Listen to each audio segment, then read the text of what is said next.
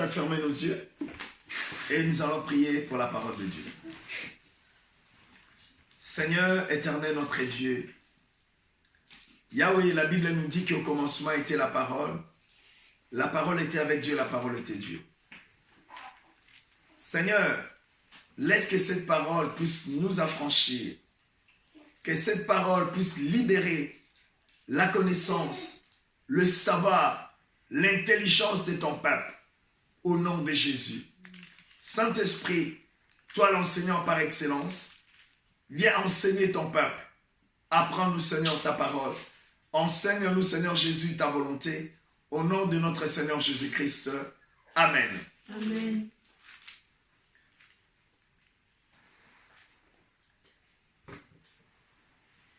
Que Dieu soit loué. Je pense que le dimanche dernier, nous avions commencé notre enseignement sur le retour de Jésus. L'enseignement qui est intitulé « Jésus revient bientôt, es-tu prêt ?» Alors, ceux qui nous ont suivis le dimanche dernier, j'avais essayé d'étaler un petit peu comment ça se passera ou de définir comment ça se passera notre enseignement.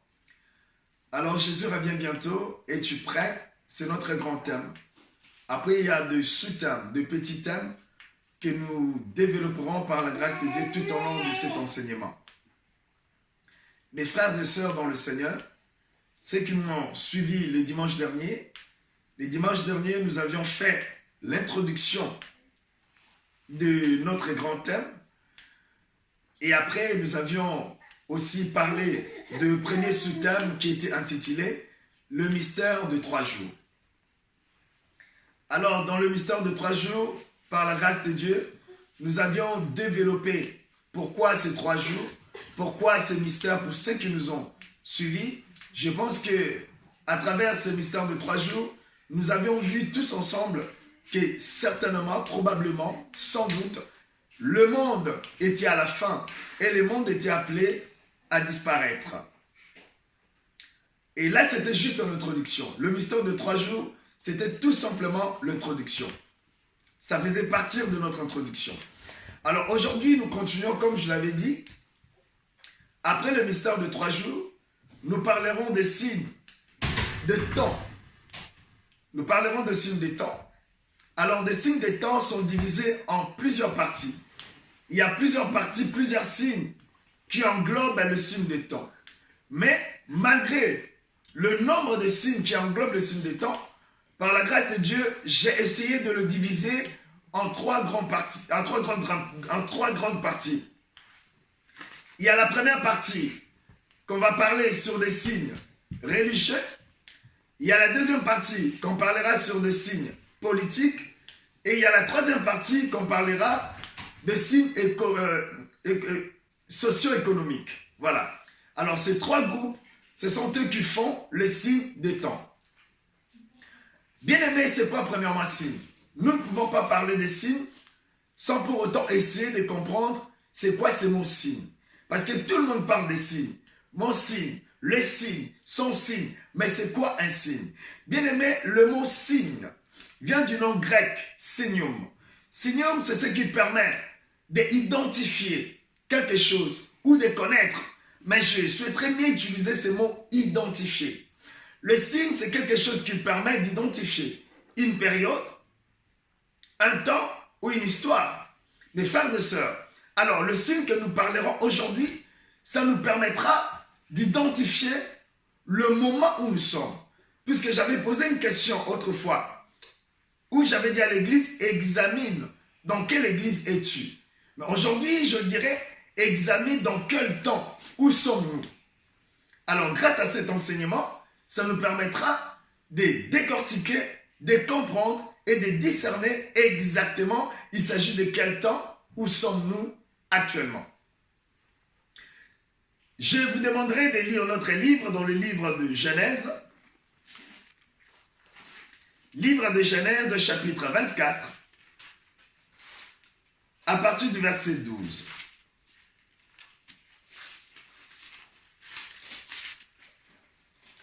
Genèse chapitre 24, verset 12. Je lis au nom du Seigneur Jésus-Christ. La Bible nous dit ceci. Et il dit, Éternel, Dieu de mon Seigneur Abraham,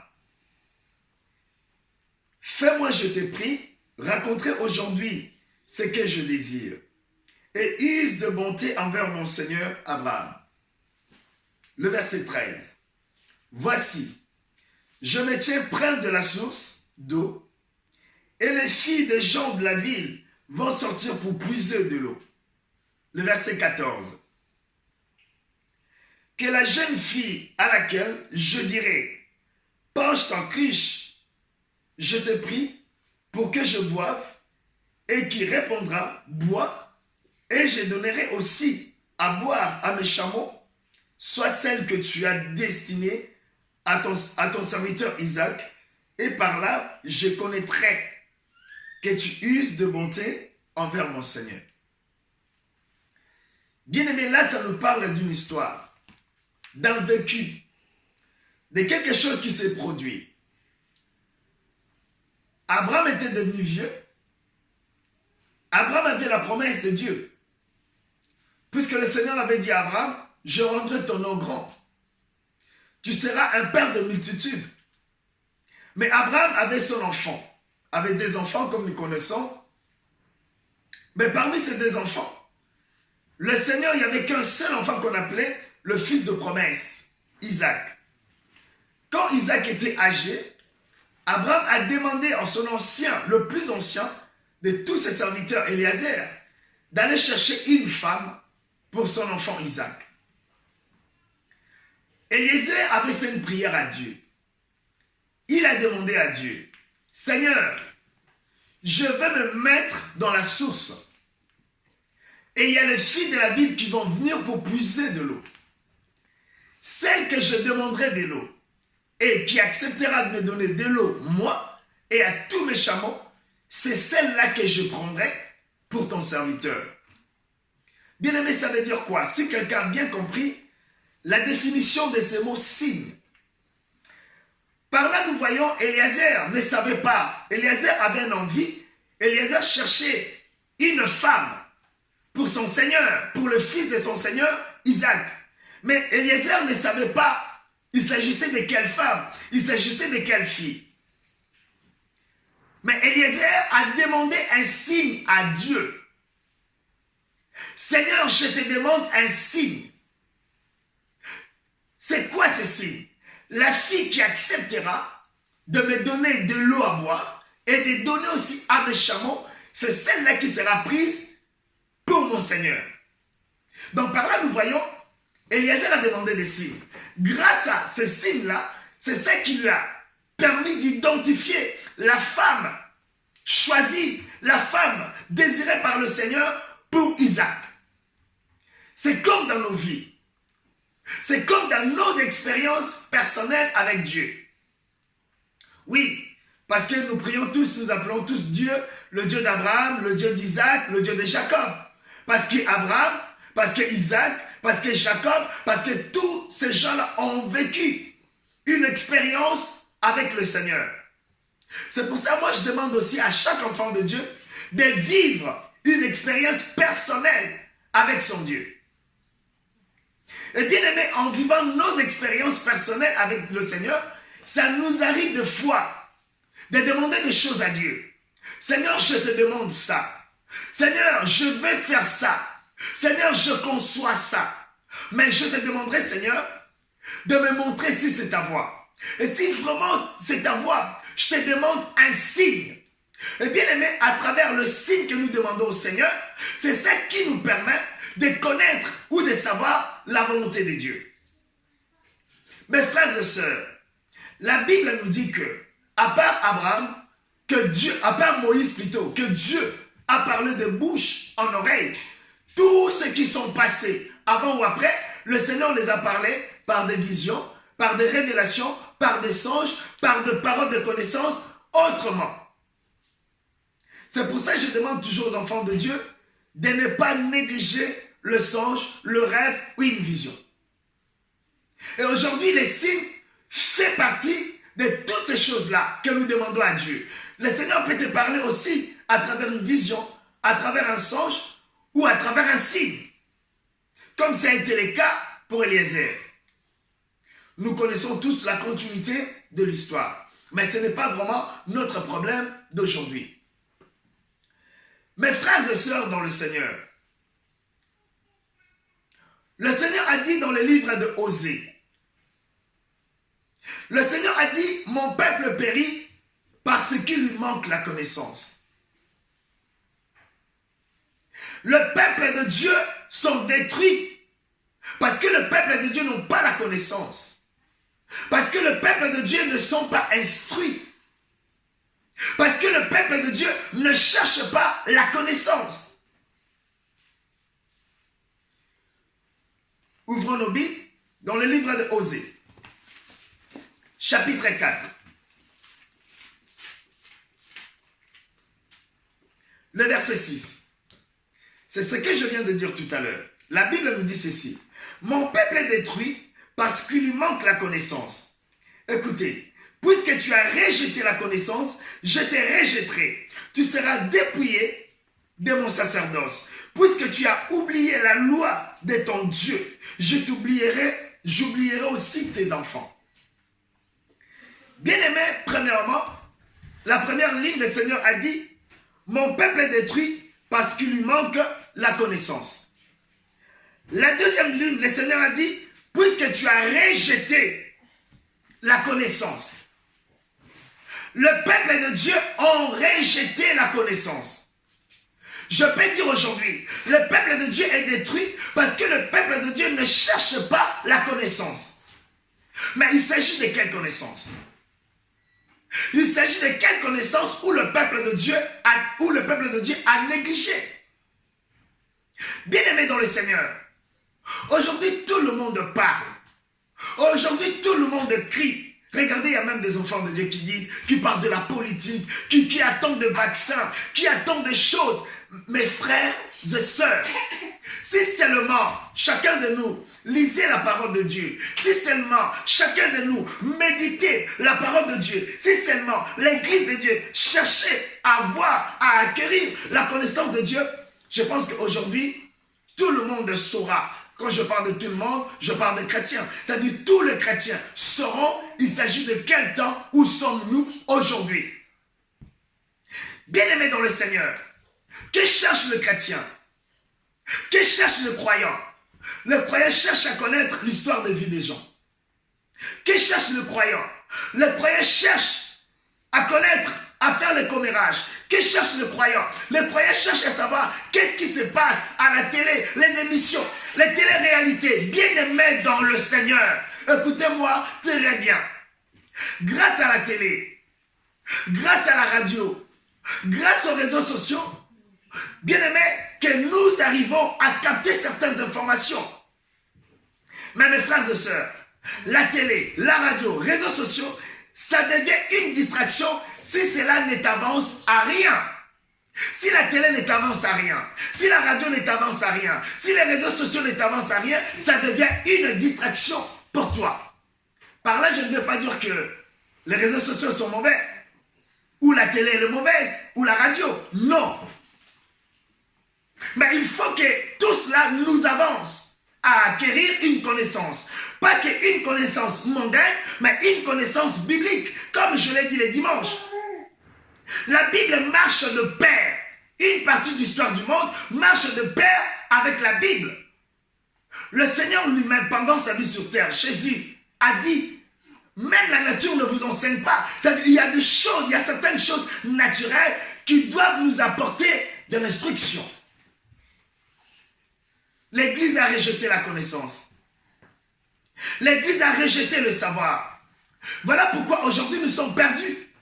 Face aux événements tels que ce que nous vivons aujourd'hui, l'Église est perdue. L'Église n'arrive plus à se situer exactement dans quel temps où elle est. Et quand je parle de l'Église, je ne parle pas des bâtiments, je ne parle pas des salles où nous nous réunissons pour célébrer des cultes, mais je parle de toi et de moi. Parce que Paul a dit que nous sommes les temples de Dieu. C'est nous l'Église. Mes frères et sœurs dans le Seigneur.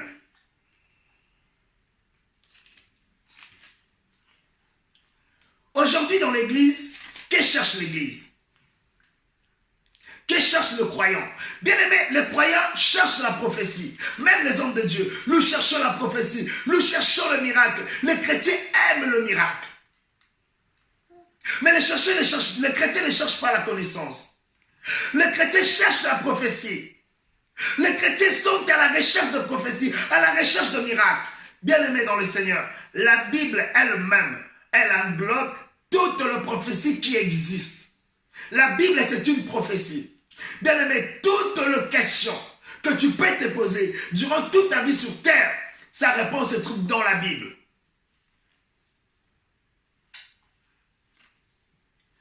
Au moment où nous sommes, qu'est-ce qui manque à l'église de Dieu? Écoutez ce que pensent les enfants de Dieu. Les enfants de Dieu qui n'ont pas l'esprit de Dieu, ils attendent tous qu'on nous donne le nom du vaccin pour le coronavirus. Il y a les chrétiens qui disent non, la France elle est forte, la France elle trouvera le vaccin. Bien aimé dans le Seigneur, ce que l'église doit savoir, la situation que nous vivons aujourd'hui, personne ne peut arrêter cela. C'est Dieu. Mais pourquoi cela est venu? Pourquoi cela s'est présenté aujourd'hui? C'est ça qui nous permettra d'entrer dans notre enseignement d'aujourd'hui. Livre de 1 Corinthiens chapitre 12, le verset 10.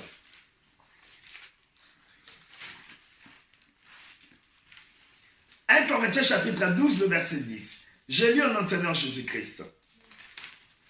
La Bible nous dit ceci.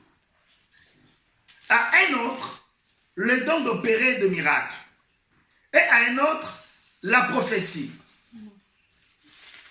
À un autre, le discernement des esprits. Je m'arrête là.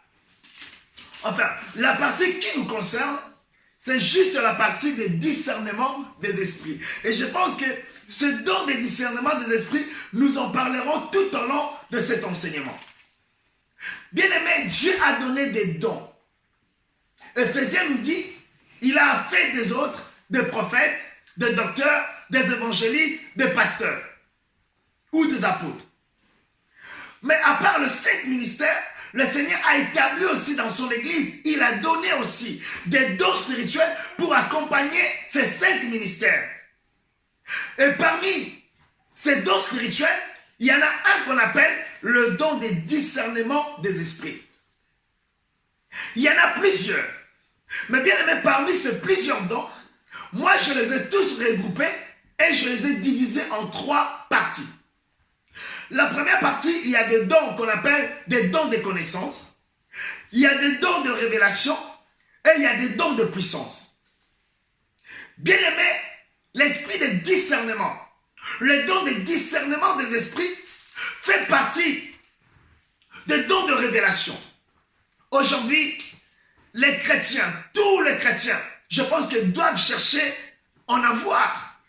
Tous les chrétiens doivent demander à Dieu d'avoir le don de discernement des esprits. Parce que c'est ça qui nous permettra de discerner, de connaître, d'identifier le moment où nous sommes. Le moment où l'église de Dieu est en train de transiter. Or, l'église est dans le sommeil, tellement que l'église est plongée dans le sommeil, l'église n'arrive pas à discerner le moment où nous sommes, l'église n'arrive pas à se situer exactement où elle est, l'église elle est perdue. Voilà pourquoi Osée nous dit, faute de connaissance, le peuple de Dieu est détruit. Qu'est-ce que nous parlerons aujourd'hui? Aujourd'hui, nous parlerons des signes de temps. Bien aimé, il y a plusieurs signes qui déterminent l'enlèvement de l'église et la fin du monde. Je l'avais dit au début, les chrétiens n'attendent pas la fin du monde, tandis que les chrétiens attendent l'enlèvement de l'église. Car l'enlèvement de l'église précédera la fin du monde. C'est-à-dire, après l'enlèvement de l'église, le monde continuera. Mais bien aimé dans le Seigneur, Christ avait donné des signes qui permettra à l'église de s'identifier. Premièrement, et d'identifier les moments où sommes nous. J'irai encore un peu plus loin.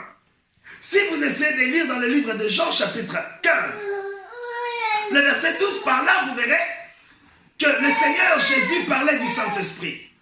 qu'est-ce que le Seigneur Jésus a dit?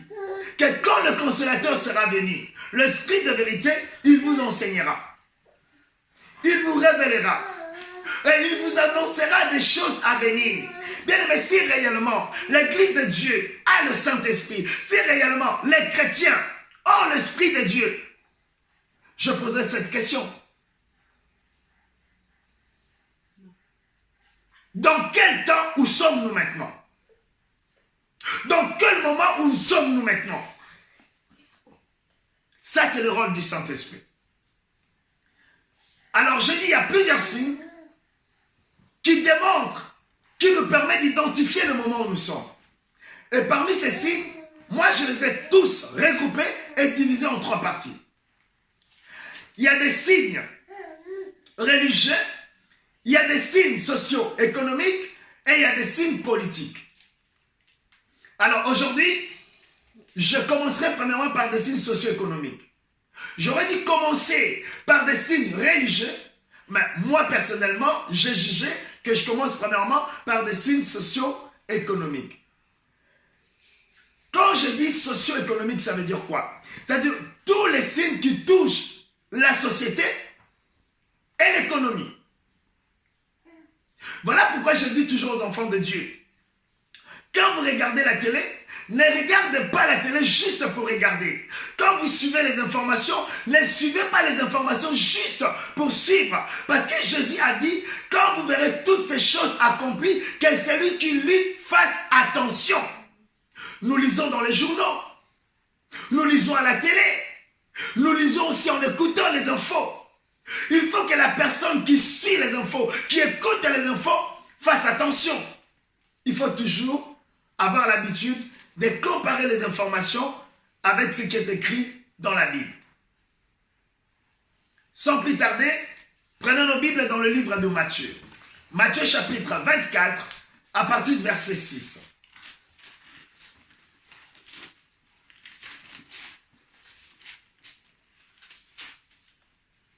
Matthieu chapitre 24, j'aimerais qu'on lise d'abord le verset 3. Parce que le verset 3, c'est la clé de notre enseignement. Et après, nous liserons le verset 6 et le verset 7. J'ai lu Matthieu chapitre 24, le verset 3. La Bible nous dit comme ceci. Il s'assit sur la montagne des Oliviers et les disciples vinrent en particulier lui poser cette question. Dis-nous, quand cela arrivera-t-il? Et quel sera le signe de ton avènement et de la fin du monde? Bien-aimé, la préoccupation dans ça, c'est quoi? Il y a eu 3 questions qui ont été posées à Jésus en une seule question. Maître, dis-nous, quand cela arrivera-t-il? Première question. Deuxième question, quel sera le signe de ton avènement? C'est-à-dire l'enlèvement de l'Église. Et troisième question, les signes de la fin du monde.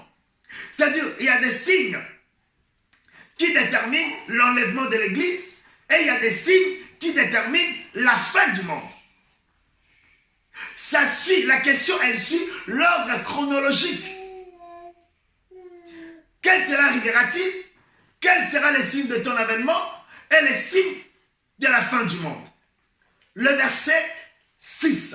On aurait dû commencer par le verset 4, mais le verset 4, on en parlera le dimanche. Aujourd'hui, nous commencerons directement à partir du verset 6, puisqu'on parle des signes socio-économiques.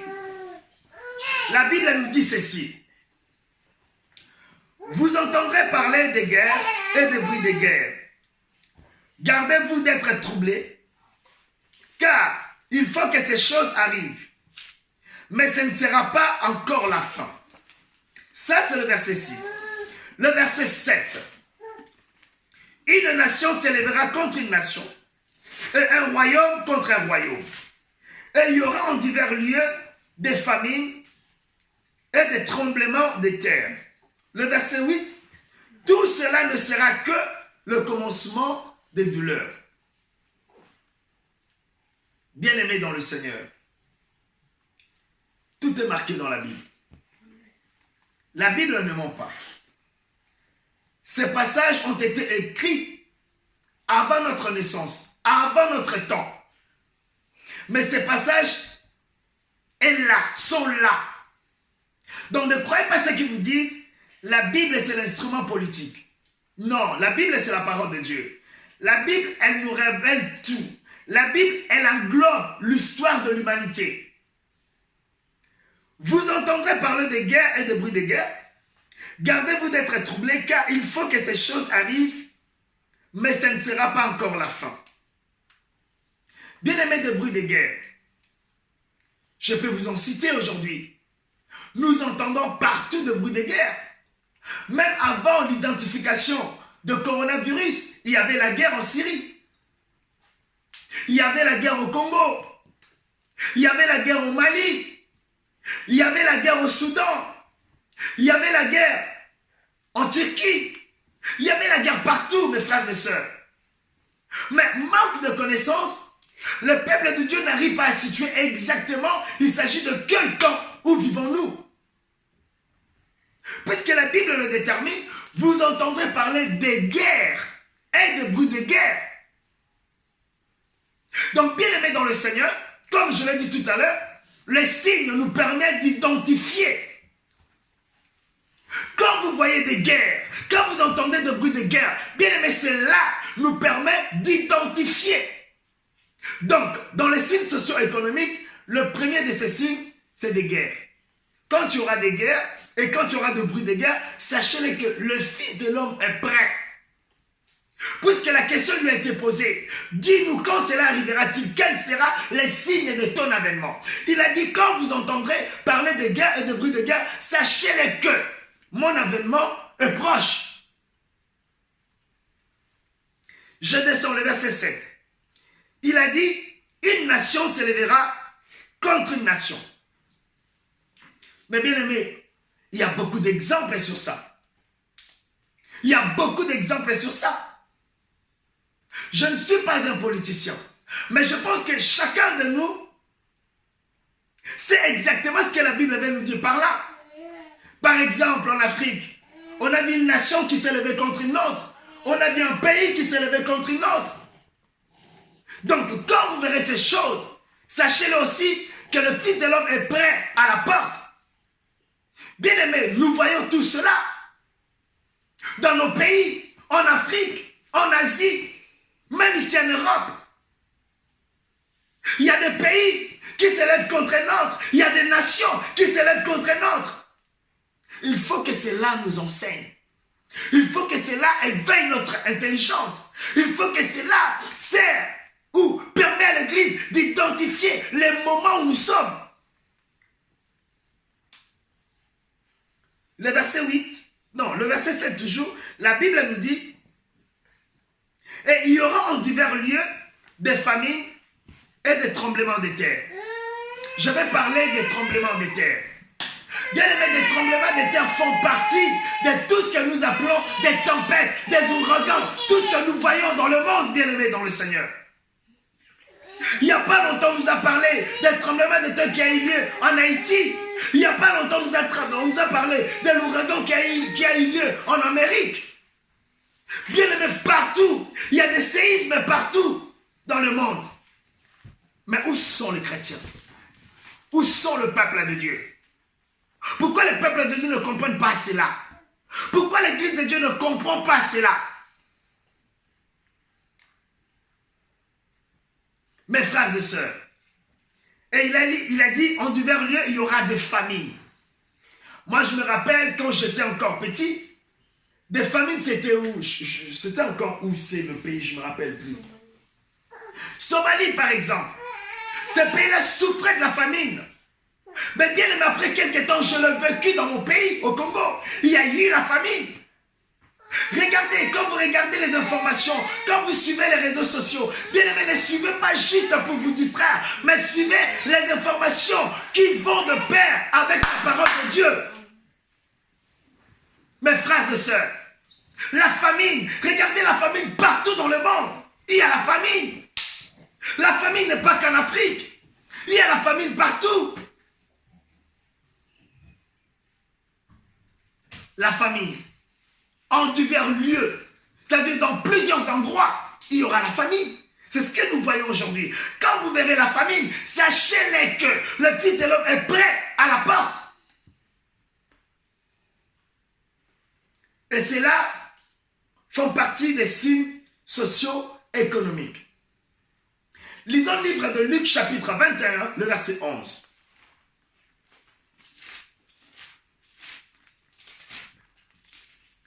Luc chapitre 21, le verset 11.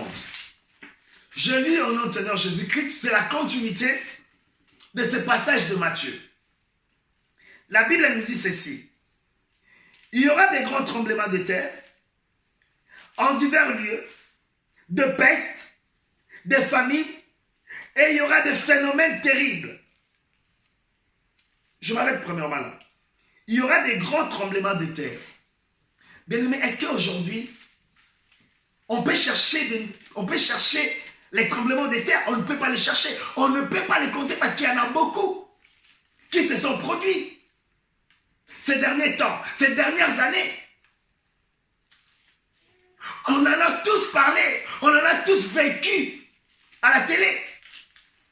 Qu'est-ce qu'il a dit encore, à part les tremblements de terre? Il a dit en divers lieux de peste et de famine. Qu'est-ce qu'on appelle peste? Bien-aimés dans le Seigneur, c'est comme ce qui nous est arrivé. On a parlé d'Ebola au Congo, en Afrique.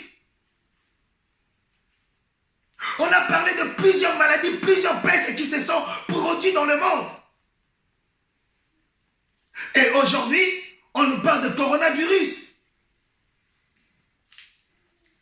C'est marqué dans la Bible.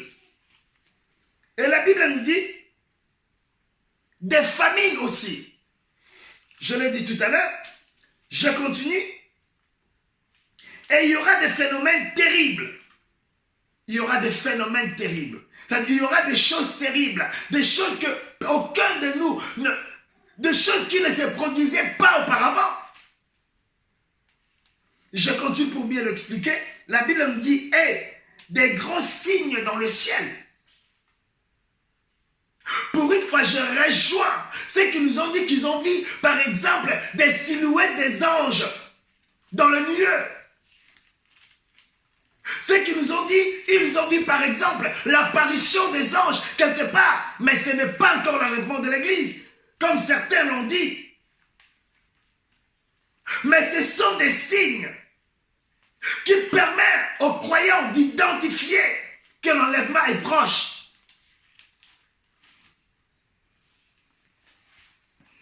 Des phénomènes bizarres, des phénomènes terribles. Et bien aimés dans le Seigneur, regardez, toujours dans les signes socio-économiques, nous essaierons de parler sur l'immoralité. L'immoralité. Bien aimés, regardez comment vivent les personnes actuelles. Comment vivons-nous actuellement? L'immoralité s'est installée dans nos esprits, dans nos cœurs, dans nos pensées, même dans nos âmes. L'immoralité, c'est le contraire de morale. Il n'y a plus de morale. Il n'y a plus de personnes instruites. Toute personne est devenue immorale. Et dans l'immoralité, je parlerai de l'impudicité. Regardez l'impudicité, comment elle s'est installée dans nos foyers, dans nos familles, dans nos églises, dans nos amitiés, dans nos sociétés, partout.